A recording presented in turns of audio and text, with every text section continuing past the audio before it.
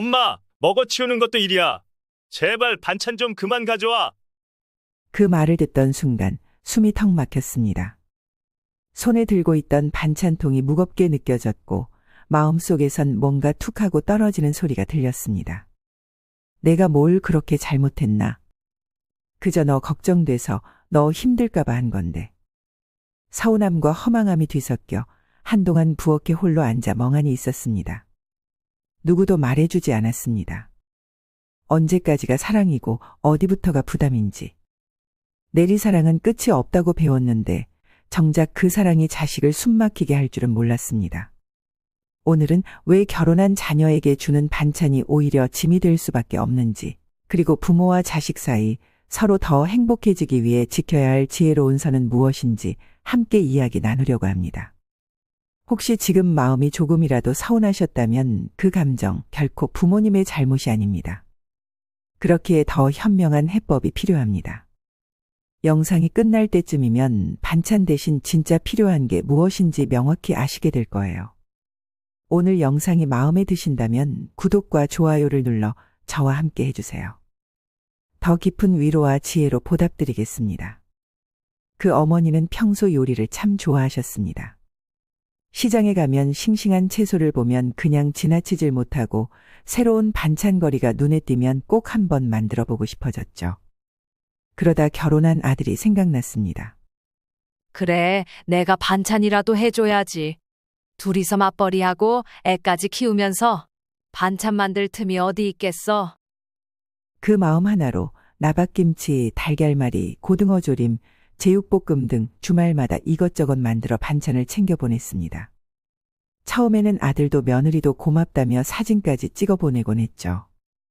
그런데 시간이 지나면서 조금씩 달라졌습니다. 연락이 줄기 시작했고 언젠가부터 빈 반찬통만 우리 집 현관 앞에 슬쩍 두고 가기 일쑤였습니다. 왔으면 들어와서 얼굴이나 좀 보고 가지. 반찬통만 덜렁 두고 가는 게 어딨어. 어느 날 어머니는 문득 이런 생각이 스쳤다고 합니다. 내가 너무 자주 챙겼나? 이제 반찬 받는 것도 귀찮은 건가? 언제부터 이렇게 서먹서먹해진 거지? 그냥 반찬이 싫은 걸까? 아니면 내가 부담스러운 걸까? 자식들은 아무 말도 하지 않았습니다. 하지만 어머니는 그 침묵 속에서 뭔지 모를 거리감이 점점 커져감을 느꼈다고 해요. 사실 저는 아들에게 여전히 엄마이고 싶었습니다. 아들에게 반찬을 만들어주면서 제 헛헛한 마음을 채우고 싶었는지도 모릅니다. 솔직히 말하면 반찬은 내가 자식에게 여전히 필요한 사람이라는 증거 같기도 했습니다. 그래서 더 열심히 만들어줬던 것 같아요. 그런데 어느 날 아들이 툴툴대며 이렇게 말했죠. 엄마, 먹어치우는 것도 일이야. 제발 반찬 좀 그만 가져와. 그 말 한마디에 그동안의 정성이 순식간에 짐처럼 느껴지는 순간이 됐습니다. 속이 꽉 막힌 것 같고 괜히 서럽고 그날은 밤새 뒤척였던 기억이 납니다. 며칠 뒤 문득 며느리가 예전에 했던 말이 떠올랐어요. 아직 지난번 거도 다 못 먹었는데 또 생겼네요. 응, 시장에 갔는데 갈치가 참 실하지 뭐니. 그래서 얼른 사다 만들었다. 그때는 며느리가 고마워하는 줄 알았는데 이제 와서 생각해보니 그 말 안에 이미 작은 신호가 있었던 거죠. 아마 자식 있는 부모라면 그 누구라도 그럴 거라는 거 여러분들도 공감하실 거예요. 우리는 그 옛날 밥심으로 살아온 세대잖아요. 그런데 요즘 애들 밥 한 끼 제대로 챙겨 먹기도 힘들 만큼 얼마나 바쁘게 사나요? 그래서 정성껏 준비해서 보내는 그 마음만은 진짜였을 겁니다. 하지만 우리 자녀들은 부모 세대처럼 살지 않습니다. 예전처럼 먹고 사는 것이 중요한 시대가 아니게 돼버렸거든요. 핸드폰만 누르면 음식이 집으로 배달되는 시대이고 반찬과 국 대신 먹고 싶은 음식으로 간단히 식사를 합니다. 그래서 냉장고는 오히려 텅텅 비어 있습니다. 입맛도 생활 리듬도 다 제각각입니다. 우리는 그 옛날 김치와 밑반찬 몇 개로 며칠을 든든하게 버텼지만 지금은 오히려 그 반찬이 오늘 안 먹으면 내일은 상해서 버려야 하는 처치곤란 부담거리가 되기도 합니다. 한 번은 며느리가 한숨을 쉬며 혼잣말로 이런 얘기를 했던 게 생각났어요. 저건 또 어떻게 처리하나. 냉장고 문 열 때마다 이게 뭔 죄책감이야. 그제야 깨달았습니다. 예전처럼 뭔가를 채워주는 게 사랑의 방식은 아니라는 것을요. 내가 정성이라고 한 것이 자식들에겐 고마움이 아니라 부담으로 느껴질 수도 있다는 것을 말이죠. 반찬을 볼 때마다 부담스럽고 그걸 버릴 때마다 느끼는 미안함이 자식들 마음을 짓누르고 있었던 겁니다. 결국 그 마음을 더 이상 견디기 힘들 때 자식들은 어쩔 수 없이 이 말을 내뱉을 수밖에 없습니다. 어머님, 이제 반찬은 그만 주세요. 심리학에서는 이걸 지속되는 친절의 역효과라고 설명합니다. 몇 번은 고마움으로 받아들이지만 그게 반복되면 마음 깊은 곳에 보이지 않는 압박감이 쌓이기 시작하죠. 국내 한 가족상담기관의 조사에 따르면 결혼한 성인 자녀의 약 70%가 부모님의 반복적인 도움이나 챙김을 부담으로 느낀다고 답했습니다. 특히 가장 큰 부담으로 꼽힌 건 바로 음식 챙김이었는데요. 생각해보면 참 아이러니합니다. 부모는 자식이 잘 살도록 도와주고 싶고 가까워지고 싶어 하지만 그렇게 애쓸수록 자식은 부담스러워하며 서서히 멀어지기 시작합니다. 그럼 우리는 이제 어떻게 해야 할까요? 진짜 필요한 건 무엇이고 어떤 방식으로 마음을 전해야 할까요? 지금부터 그 해답을 알려드릴 테니 집중해서 들어주세요. 첫 번째, 지혜로운 부모는 마음을 비울 줄 아는 사람입니다. 왜 자꾸 마음이 서운해질까요? 사실 그 마음에는 내가 이만큼 해줬으니 너한테 그만큼 돌려받고 싶다는 말 못할 기대가 숨어 있기 때문입니다. 반찬을 챙기고 걱정을 먼저 하고 속으로는 이렇게 생각하죠. 내가 이렇게까지 해줬는데 고마워한다는 말 한마디는 해주겠지. 이 정도 정성이면 나를 자주 찾아올 줄 알았는데. 그런데 자식은 그 기대를 모릅니다. 모른 채 지나치고 때로는 그것조차 부담스럽게 느낍니다. 그리고 그때 부모는 마음이 상합니다. 기대가 어긋날 때 사랑은 서운함으로 바뀌니까요. 하지만 사랑은 거래가 아닙니다. 내가 준 만큼 받으려 하면 그건 사랑이 아니라 보상 심리가 됩니다. 진짜 사랑은 내가 뭘 했느냐보다 그 사람이 자유롭게 머물 수 있도록 공간을 내어주는 일입니다. 주고받는 균형이 아니라 기대하지 않아도 흔들리지 않는 마음이 진짜 어른의 사랑이죠. 다음에 자식이 찾아왔을 때는 이렇게 말해보세요. 요즘 잘 먹고 다니지? 입맛 없을 땐 꼭 말해. 시간 되면 엄마가 한번 해줄게. 이건 뭘 더 해줄까를 묻는 게 아니라 언제든 돌아올 수 있는 자리를 지키고 있다는 메시지입니다. 기다림은 그냥 멍하니 있는 게 아닙니다. 기대하지 않는 연습, 비워내는 용기, 그게 진짜 기다림입니다. 물론 쉽지 않죠. 빈손으로 돌아오는 길, 괜히 마음 한켠이 허전할 수 있습니다. 하지만 어느 날 자식이 불쑥 이런 말을 할 수도 있습니다.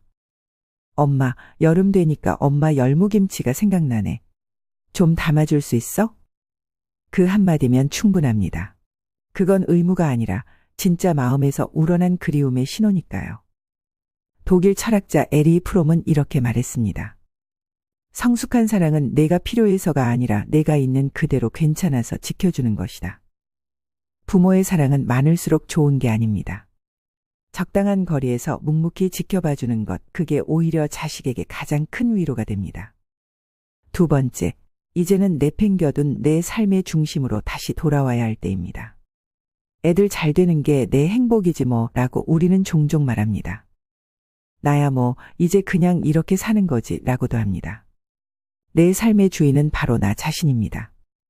그런데 그 주인이 자기 삶은 내팽겨쳐둔 채 자식의 인생에만 몰두하고 있다면 그건 정말 뒤바뀐 그림이죠.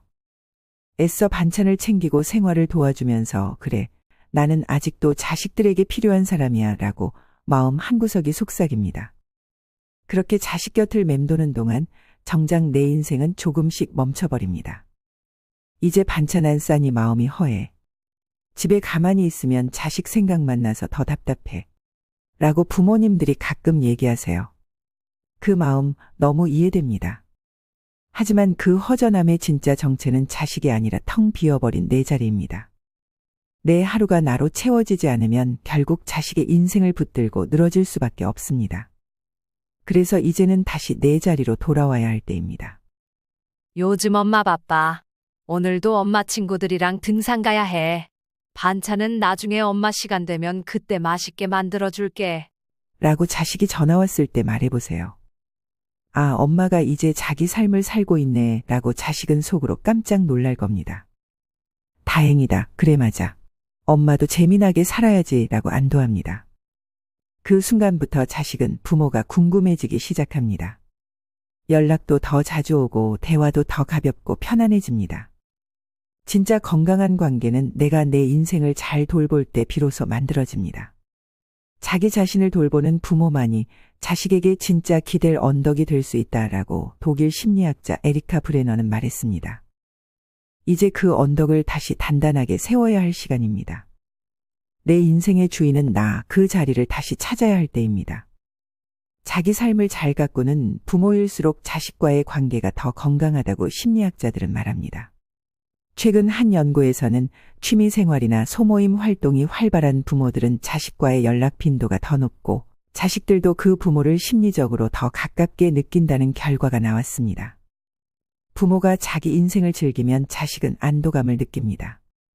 엄마 아빠가 잘 지내고 있으니 내가 너무 죄책감 가질 필요 없구나라고 생각합니다. 그게 마음의 여유로 이어지면서 대화도 자연스러워지는 거죠. 반대로 늘 집에만 있고 자식만 기다리는 부모는 그 기다림이 부담스러운 그림자가 돼서 자식이 점점 연락을 피하게 됩니다. 내 인생이 꽉 차야 관계도 자연스럽게 채워집니다. 진짜 자유는 자신을 책임지는 데서 시작된다 라고 프랑스 소설가 알베르 카미는 말했습니다. 이제 자식의 인생만 바라보던 눈을 거두고 당신 인생의 주인공 자리로 다시 돌아오세요. 반찬통 대신 가득 채워야 할 건 바로 당신의 오늘, 당신의 행복입니다. 세 번째, 자식과의 대화는 공감으로 시작해서 공감으로 끝내야 합니다. 많은 부모님들이 이렇게 말씀하십니다. 나는 진짜 너 잘 되라고 한 얘기야. 이게 다 내 걱정돼서 그런 거지. 자식을 생각하는 부모의 마음 참 귀하고 감사하죠. 그런데 이상하게도 그럴수록 자식은 점점 말수가 줄고 대화는 자꾸만 딱딱해집니다. 눈치를 보거나 대충 넘기기 일쑤죠. 부모는 조언을 주고 있지만 자식은 사실 위로와 이해를 더 간절히 원하고 있기 때문입니다. 심리학자들은 이렇게 말합니다. 사람은 힘들 때 해결책보다 먼저 자기 마음을 알아주는 사람을 원한다. 그런데 우리는 자주 이렇게 말하곤 하죠. 그러니까 내가 뭘 했어. 그럴 줄 알았다니까. 다 너 잘 되라고 그런 거야. 이런 말들은 조언처럼 보이지만 사실은 마음을 더 닫게 만듭니다. 자녀들은 부모와의 대화에서 답을 듣는 것을 원하는 게 아니라 마음을 들어주는 것을 원합니다. 아, 그랬구나. 속상했겠다. 그 얘기 듣고 얼마나 힘들었을지 상상도 안 된다. 나는 그건 미처 몰랐네. 그 얘기 더 해봐. 이 짧은 말들이 엄마는 내 얘기를 정말 잘 들어주는구나라는 큰 위로로 자식에게 다가갑니다.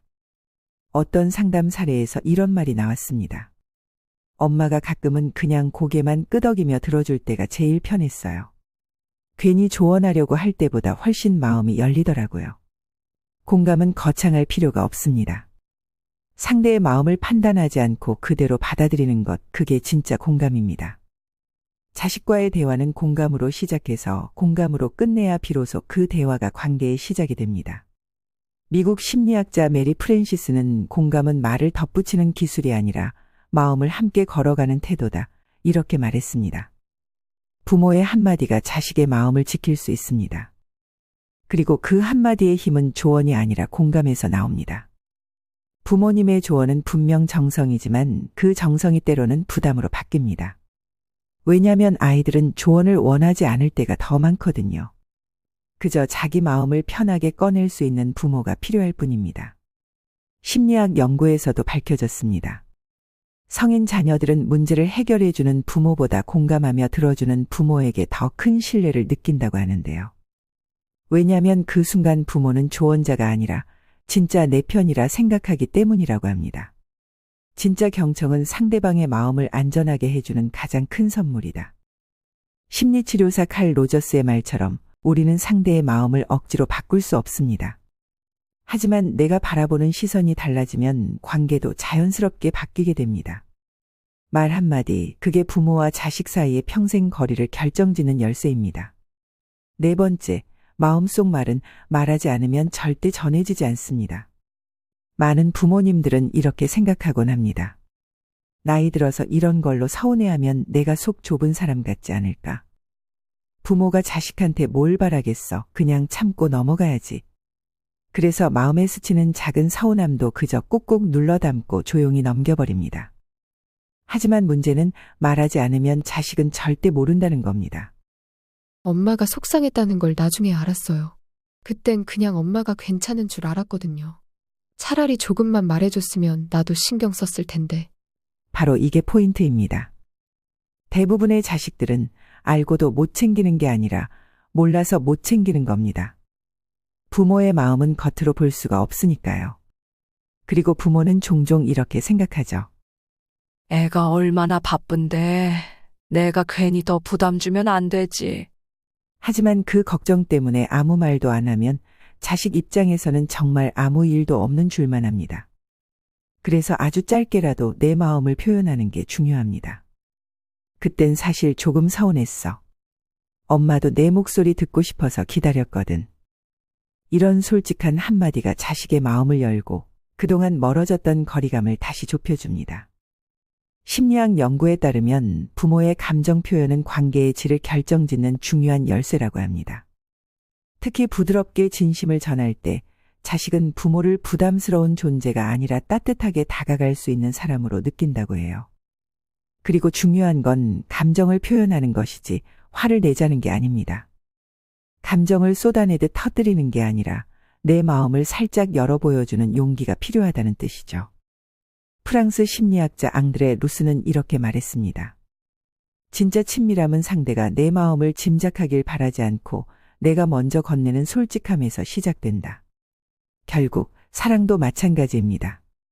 말하지 않으면 절대 모릅니다. 그리고 그 작은 한마디가 관계를 다시 따뜻하게 만들 수 있습니다. 미국 심리학자 마야 안젤로는 이렇게 말했습니다. 사람들은 당신이 무슨 말을 했는지, 뭘 해줬는지는 쉽게 잊어버린다. 하지만 당신이 어떻게 느끼게 했는지는 평생 기억한다. 부모도 사람입니다. 외롭고 서운하고 사랑받고 싶습니다. 그 감정을 숨기지 말고 용기 있게 표현하는 것, 그게 바로 진짜 어른의 지혜입니다. 다섯 번째, 진정한 참된 부모는 자식에게 사과할 줄 압니다. 대부분의 부모는 이렇게 생각합니다. 부모가 뭘 잘못했어? 다 애 잘 되라고 한 거지.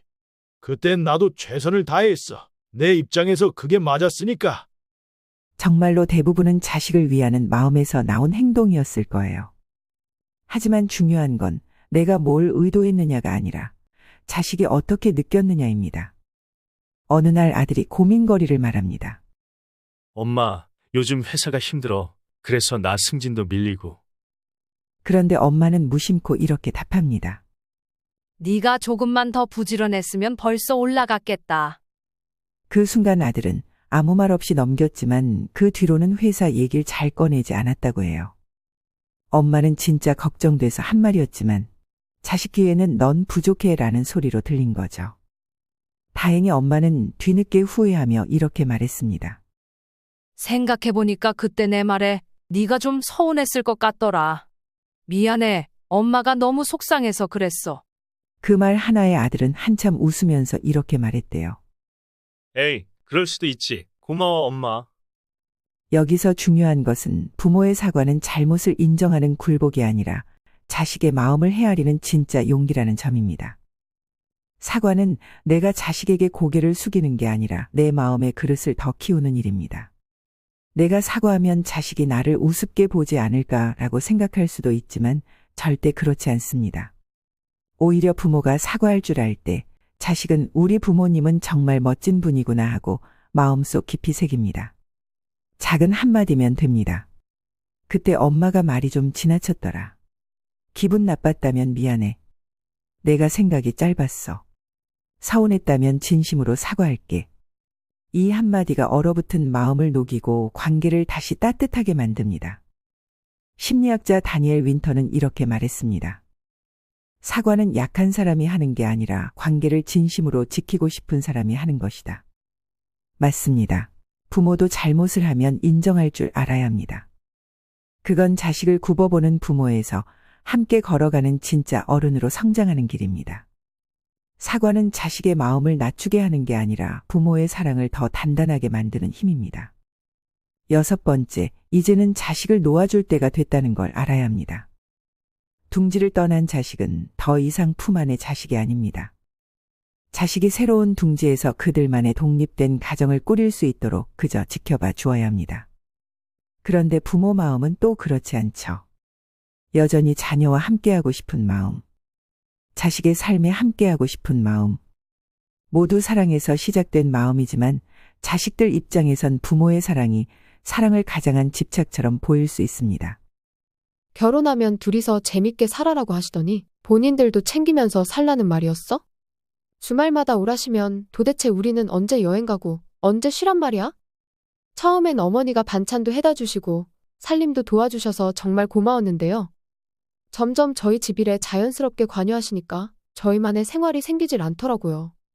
숨이 막히는 기분이었어요. 바로 이게 중요한 포인트입니다. 내가 사랑이라고 준 것이 상대에겐 집착과 간섭처럼 보일 수 있다는 거죠. 특히 며느리나 사위와 더 친해지고 싶은 마음도 마찬가지입니다. 이제 진짜 가족이니까 부모 자식처럼 편하게 지내자는 기대가 오히려 서로를 더 서먹하게 만들기도 합니다. 아무리 며느리와 사위를 딸처럼 아들처럼 대해준다고 해도 친자식에게 하는 것만큼 해주긴 어렵고 결국엔 며느리돌이, 사위돌이를 기대하게 됩니다. 선을 지키고 서로의 삶을 존중할 줄 아는 부모가 자식을 진정으로 사랑하는 부모입니다. 좋은 관계는 일부러 애쓸 때보다 그저 가만히 기다릴 때 자연히 만들어지니까요. 철학자 알랭 드 보통도 이렇게 말했죠. 진짜 사랑은 상대방이 자기만의 길을 갈 수 있게 해주는 자유다. 부모가 자식의 삶에서 한 발 물러설 때 그때 비로소 진짜 친밀함이 싹 튼다. 이제부터는 자식을 마음으로 품고 눈으로는 조금 거리를 두는 지혜가 필요합니다. 내 방식이 아니어도 괜찮다는 그 마음, 그것만으로도 관계는 훨씬 더 따뜻해질 수 있습니다. 지금까지 우리는 왜 결혼한 자녀에게 주는 반찬이 사랑의 표현이 아니라 부담이 될 수 있는지 알아봤습니다. 이제 중요한 건 부모와 자식 사이의 건강한 거리를 지켜서 관계가 부담으로 변질되지 않도록 실천하는 것입니다. 앞으로는 이 한 가지를 꼭 기억하세요. 나는 내 삶을 어떻게 더 충만하게 만들까? 결혼한 자녀와 건강한 관계를 유지하는 가장 좋은 방법은 그들의 삶을 채워주려 하지 말고 내 삶을 단단히 채우는 것입니다. 부모가 자신의 인생을 즐길 때 자식은 오히려 더 편안하게 다가올 수 있습니다. 그렇다면 자연스럽게 이런 생각이 들겠죠. 나는 어떻게 하면 나 자신을 더 행복하게 만들 수 있을까? 사실 답은 멀리 있지 않습니다. 바로 취미를 갖는 것에서 시작됩니다. 하지만 단순히 시간을 때우는 취미는 금세 실증나고 말죠. 그래서 심리 전문가들은 이렇게 권합니다. 취미는 적어도 3가지를 가져라. 왜 3가지일까요? 그 이유는 분명합니다. 첫째, 감정을 소모할 수 있는 취미가 있어야 합니다. 드라마 보기, 책 읽기, 유튜브로 음악 듣기처럼 마음속에 쌓인 스트레스와 걱정, 부정적인 감정을 자연스럽게 흘려보낼 수 있는 활동이 필요합니다. 이런 취미는 마음의 찌꺼기를 씻어내고 삶을 훨씬 가볍고 편안하게 만들어줍니다. 둘째, 생각 없이 반복할 수 있는 취미가 있어야 합니다. 화분 가꾸기, 뜨개질, 퍼즐 맞추기처럼 단순한 동작을 반복하면서 머릿속을 비우는 활동이 중요합니다. 복잡한 생각은 잠시 내려놓고 그 자리에 작은 결과물이 쌓이는 걸 보면 나도 모르게 자기 효능감이 올라갑니다. 셋째, 몸을 움직이는 취미가 있어야 합니다. 등산, 헬스, 산책, 요가처럼 몸을 직접 움직이는 활동은 머리로는 풀리지 않던 걱정들을 자연스럽게 정리해 줍니다.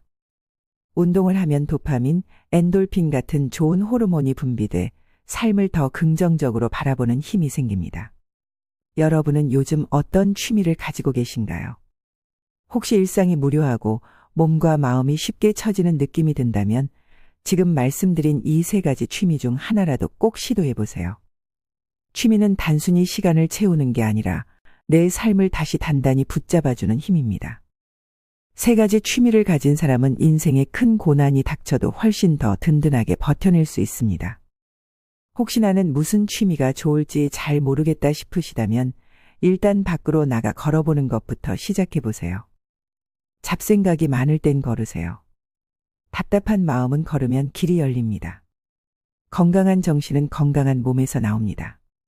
이런 말들 참 많이 들어보셨죠? 걷기는 단순히 몸을 움직이는 것이 아니라 뇌세포를 활발하게 활동하는 데 큰 도움을 줍니다. 이 단순한 걷기가 내 안의 복잡한 생각들을 정리해주고 뜻밖의 깨달음과 용기를 선물해 줄 거예요. 프랑스 소설가 프랑수아 모리아크는 이렇게 말했습니다. 걷는다는 건 멈춰있던 나를 다시 앞으로 나아가게 하는 힘이다. 오늘 작은 걸음부터 시작해 보세요. 그 한 걸음이 내 삶을 다시 나답게 만드는 첫 시작이 될지도 모릅니다. 우리 대한민국 모든 부모님들께 한 말씀 전합니다. 정말 그동안 고생 많으셨습니다. 여러분은 언제나 자식을 위해 늘 뒷자리에서 묵묵히 버텨오셨을 겁니다. 그러느라 어느새 내 시간, 내 꿈은 한참 뒤로 밀려나 있었을지도 모릅니다. 하지만 이제는 괜찮습니다. 지금부터는 나 자신을 맨 앞에 놓아보세요. 이제는 여러분의 차례입니다. 나를 돌보고, 나를 챙기고, 내 마음을 다시 살피는 시간. 지금 이 순간부터라도 새로운 걸 배우고, 나만의 속도로 한 걸음씩 걸어가 보세요.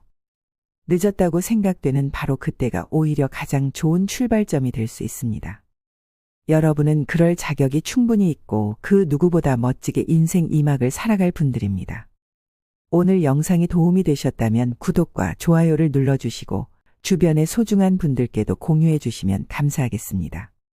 오늘도 그리고 앞으로도 여러분의 하루하루가 따뜻하게 채워지길 진심으로 응원하겠습니다. 오늘도 끝까지 시청해 주신 여러분께 진심으로 감사드립니다.